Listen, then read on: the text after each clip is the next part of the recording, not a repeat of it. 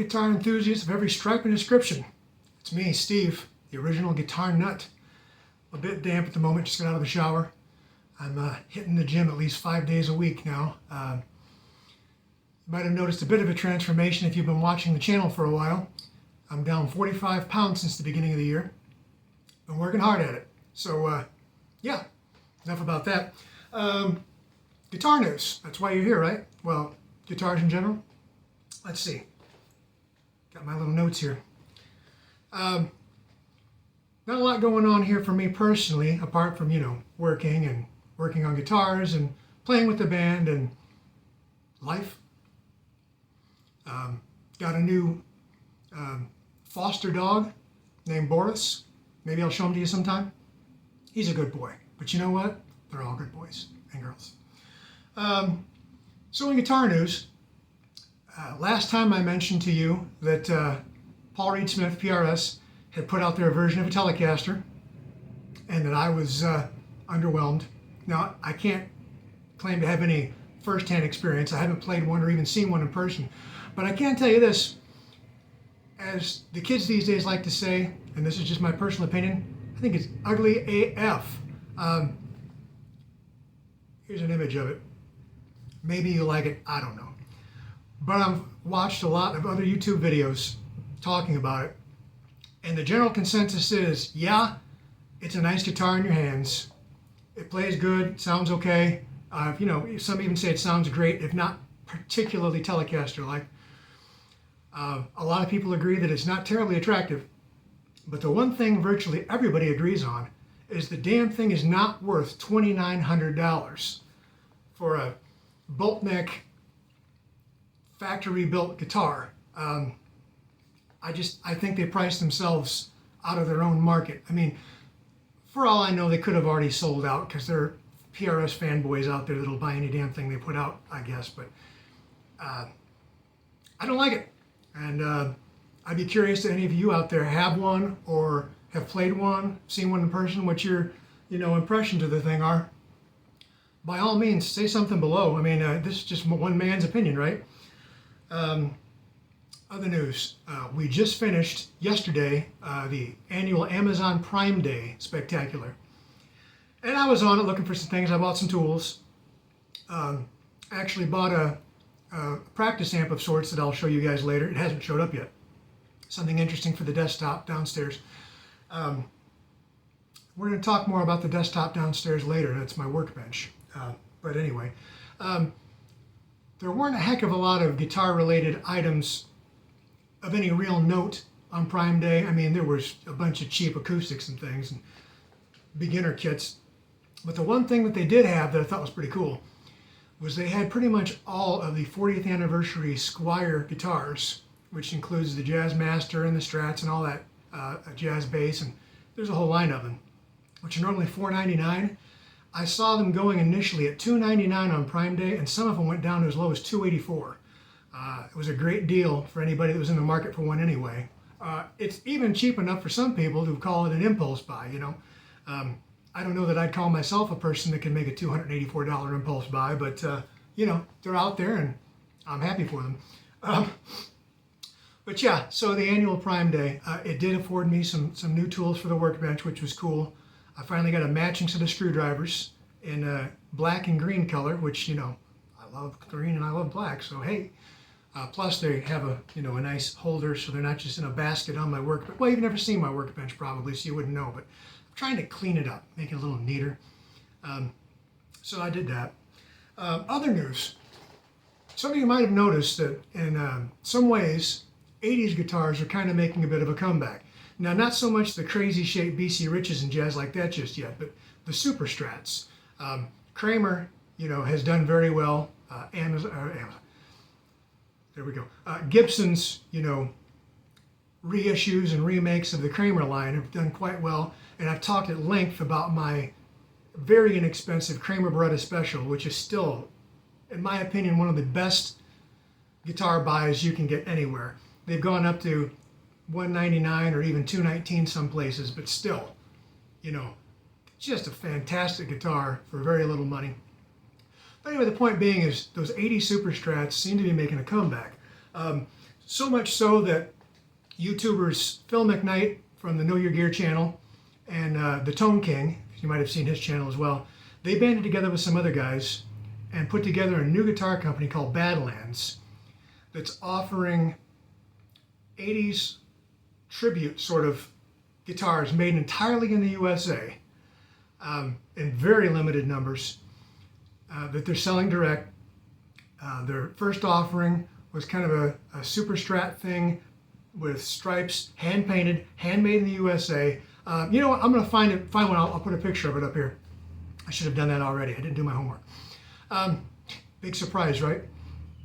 But anyway, they're offering this thing. They're going to have a whole line of them, you know, individual releases. Like they're all done with the first release. The second is going to come out as soon as the last ones are all sold and accounted for and checked for customer satisfaction. I mean, these guys are all about people being happy with their guitars. For any reason they weren't happy, they could return them for a refund because there's a waiting list for any returns. Someone else wants to buy it, you know. It's some real demand for these things. But anyway, $2,500 for a guitar that if you ordered the same thing from, let's say, the Jackson Custom Shop, would literally cost you $5 or $6 grand and would probably take you 18 months to 2 years to receive.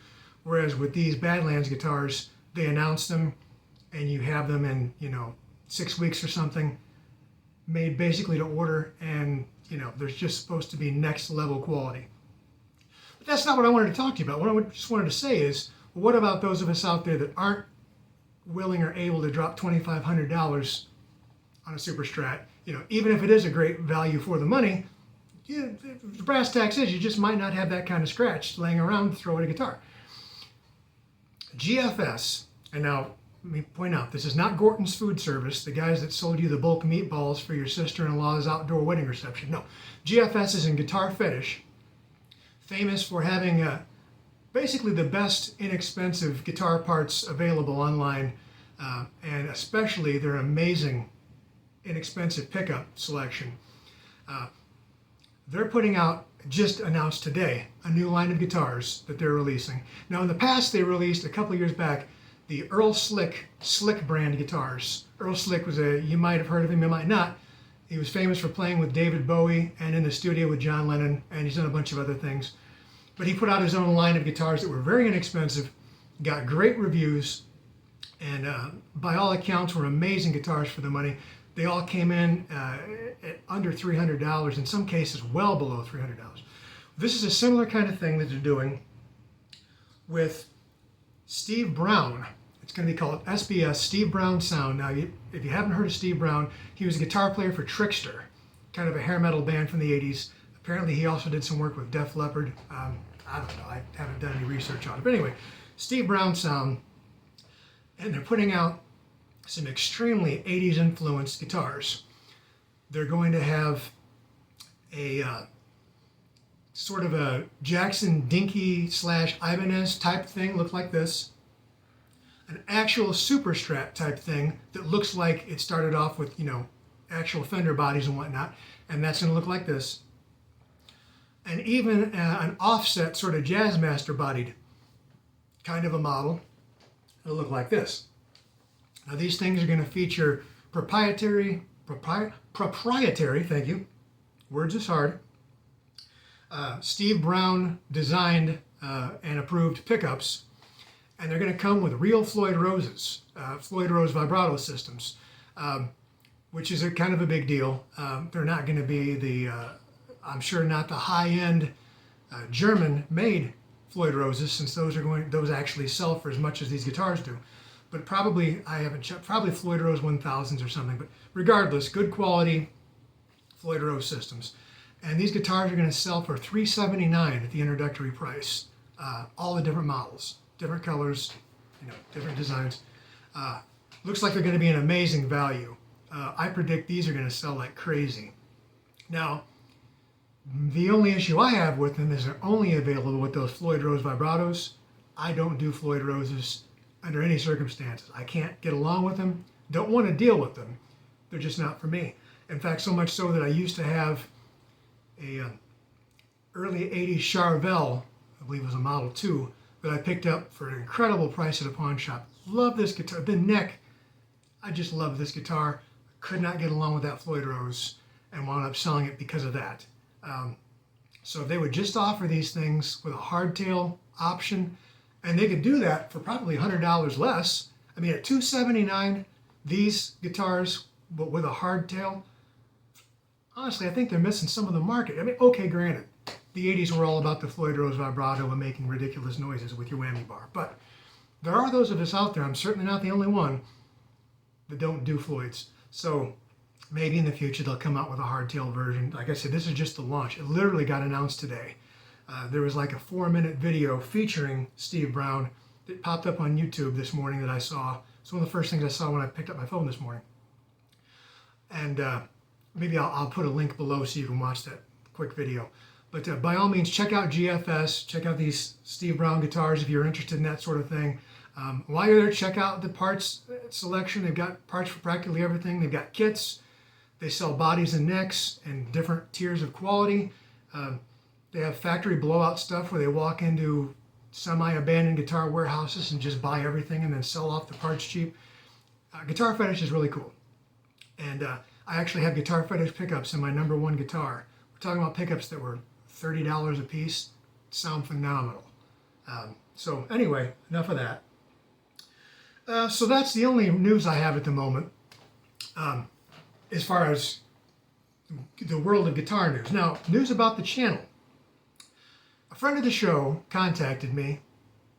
All I can tell you is he's from Great Britain. Apparently, Brits are a very humble people in general and don't necessarily want or need recognition.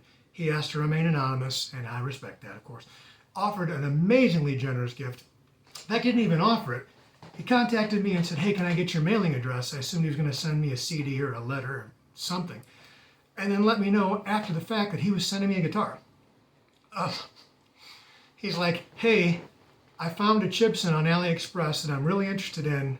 Thought about buying it for himself, and then thought, you know what? I'm going to buy it for Guitar Nuts Anonymous and have Steve do an in-depth review of the thing. Since a lot of you have asked, you know, what can you get from AliExpress off the rack? Now, I've shown you what you can get from my friend Ming, custom ordered, so to speak, you know, for like $300 or whatever.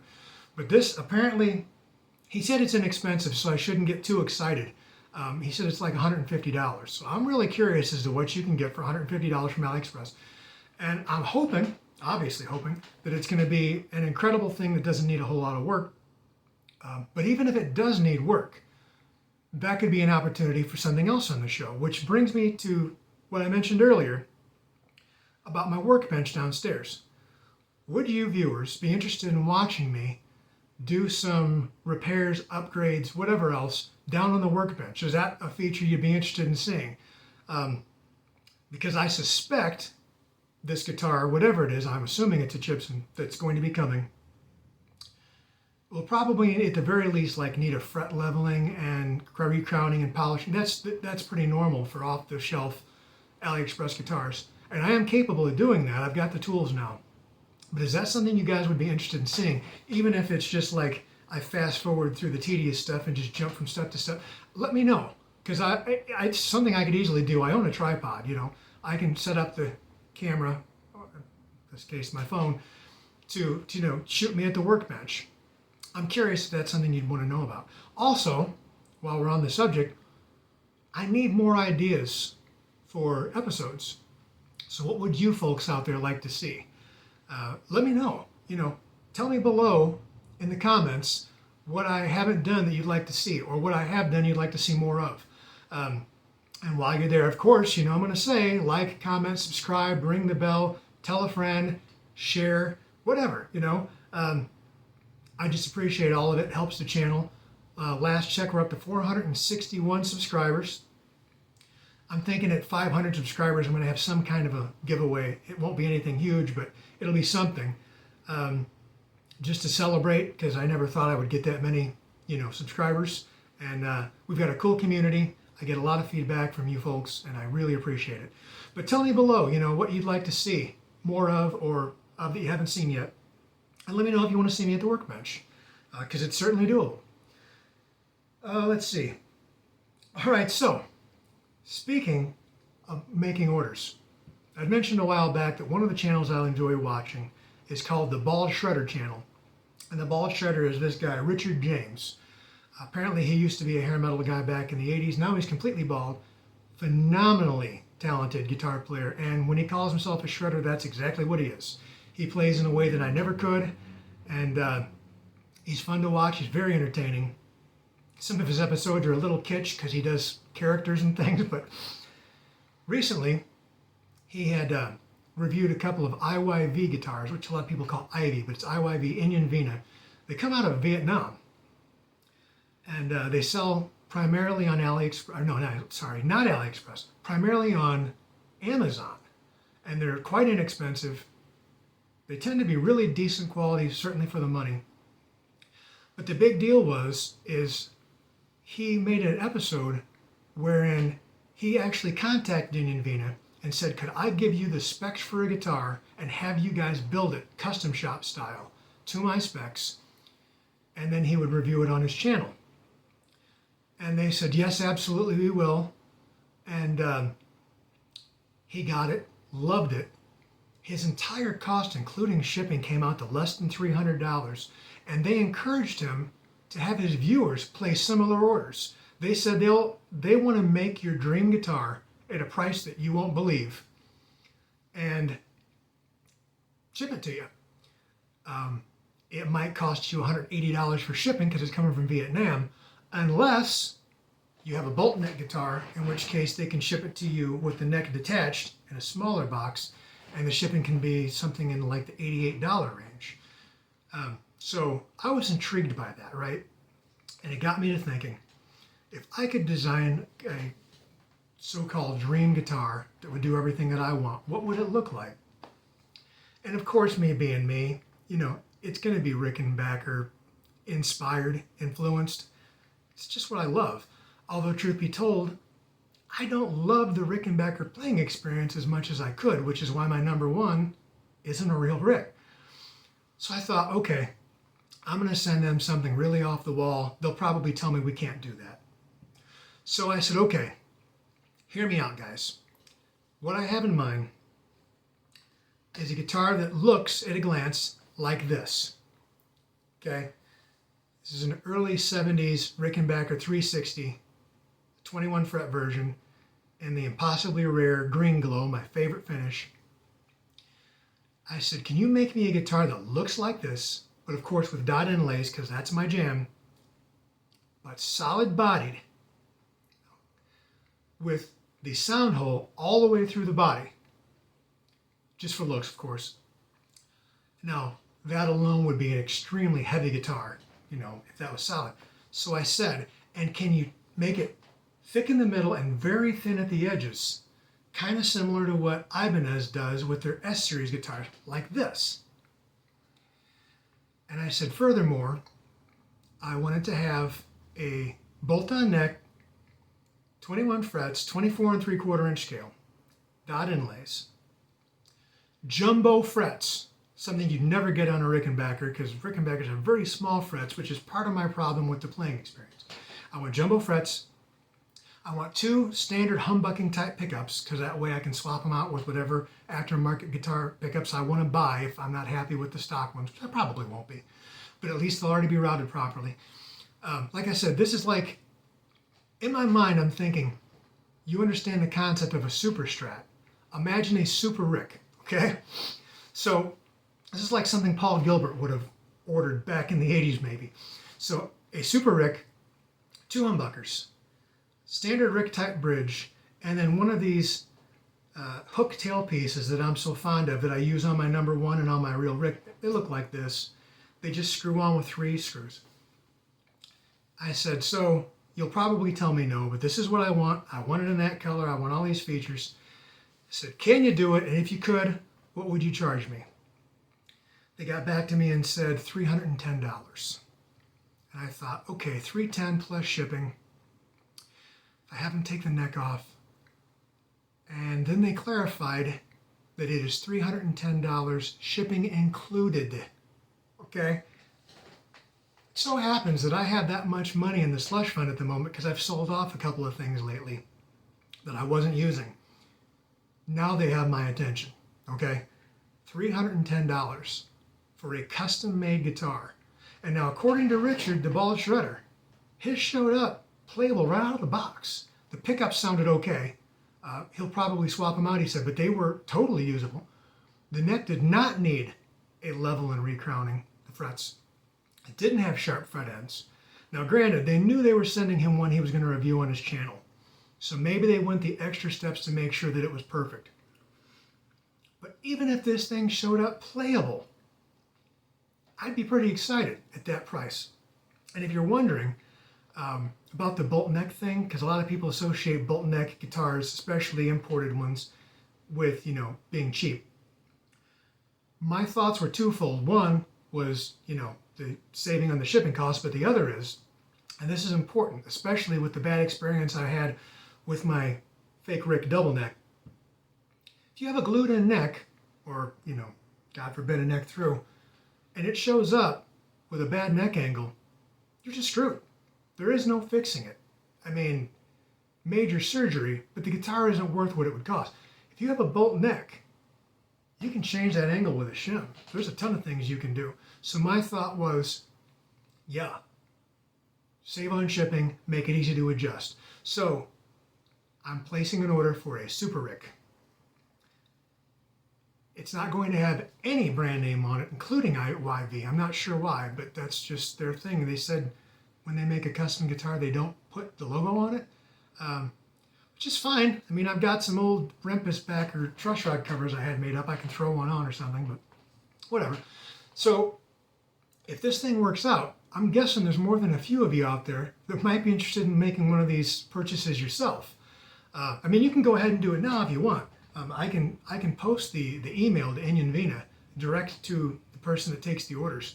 I can do that below. But if you want to wait and see what I get first, I think it's going to be a really neat feature for the channel. I just have to come up with some kind of a great clickbait title for the episode to get more people to watch. Because I know I'm talking to you. I know you're going to watch. But I'd like to get some more people on there, maybe that they can, become subscribers. So tell me what you think about that. It's going to be far enough removed from Rickenbacker that it won't even be anything what people could refer to as a counterfeit in this case. It's just going to be Rick inspired. May still not be enough to make Ben Hall happy, but Ben Hall's a Facebook friend of mine. He knows that I absolutely love Rickenbacker, and I've let him know if they ever decide to make my dream guitar, maybe like in their boutique section of the factory and sell it to me direct, I'll pay anything they ask. I know that's a big claim to make, but I've got a few items here that I could sell, and I would for that guitar, because that would be a lifer. You know what I mean? And Ben even knows what it is, because I've told him on Facebook. I've shown him what I want. But yeah, so anyway, I shouldn't be stepping on any real toes with this guitar. But if it works out, I'd love to have some of you out there maybe order something from Onion Vina Custom and share with the channel. Send in pictures, it could, I'd love to. For that matter, I've never had any of you get a hold of me and send me pictures of anything. I take that back. I did have one person that ordered a Jeff Beck Chickenbacker Les Paul from Ming, and it showed up looking exactly like what I wanted and didn't get because Ming didn't get the color right. Not his fault. But look at this. This looks exactly like the Jeff Beck guitar, and one of you viewers got it. I'm jealous, but I love mine, so I'm not gonna complain. But regardless, yeah, if you guys have anything you'd like me to send a picture of, you've got a funny guitar meme, you want to show something you built, a sketch of your dream guitar, anything you want to share, email it to me. I still have the rickandbackeranonymous@gmail.com email active. I'd love to see what you have. So to close out the episode, I want to tell you about the guitar that in this household gets played more than literally anything else I own, at least since I got it a month ago.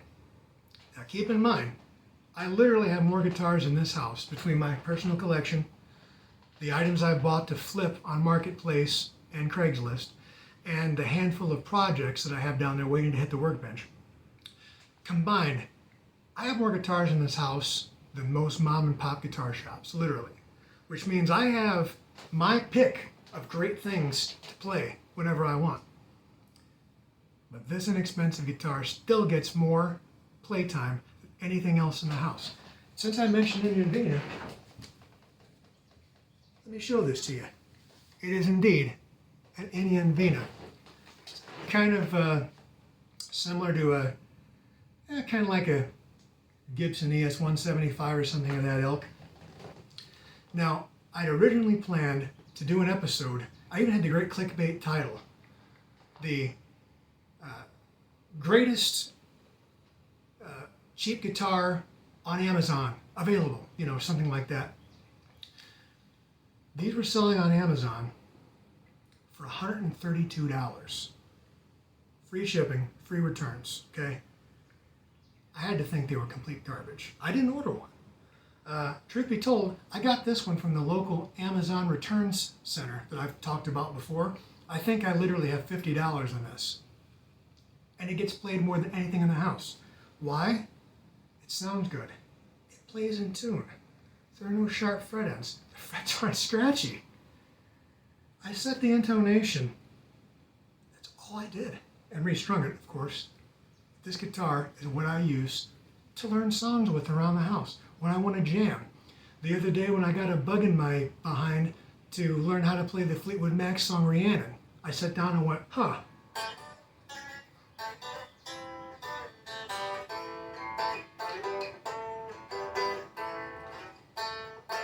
It's in there somewhere. I haven't obviously worked on it enough yet, but this is the go-to guitar.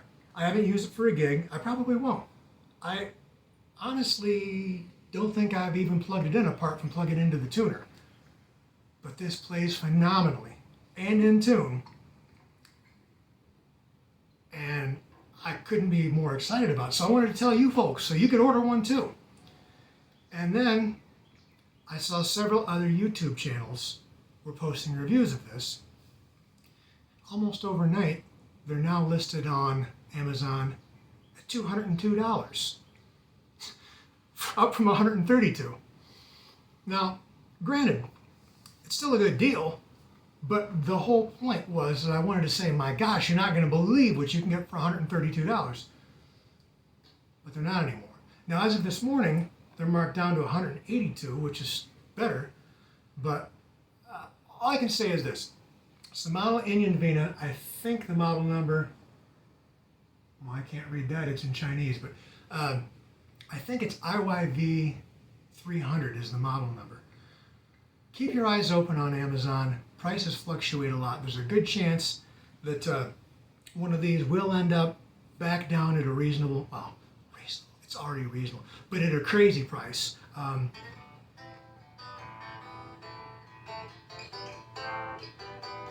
There it is. Just had to prove that I could.